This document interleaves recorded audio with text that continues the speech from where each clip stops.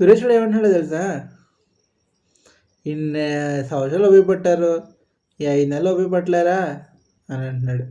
అంటే జనరేషన్స్ మారిపోతాయంట, తరాలు మారిపోతాయంట. డిగ్రీ రాగానే ఒక పిహెచ్డీ చేయగానే చాలా మంచి లైఫ్ స్టైల్ మారిపోద్దంట. ఏంటో ఆ లైఫ్ స్టైల్ నాకు అర్థం కావట్లేదు. చూస్తే నా లైఫ్ స్టైల్ కూడా మారిపోవాలా అని చెప్పించి కొడతారు సురేష్ గారిని. మామూలుగా ఉండదు మనతో. అంటే లైఫ్ని ఎంజాయ్ చేయాలి అని అంటారు కదా, వెరీ దట్ ఎంజాయ్మెంట్ అని అడుగుతున్నాను అనమాట మిమ్మల్ని నేను.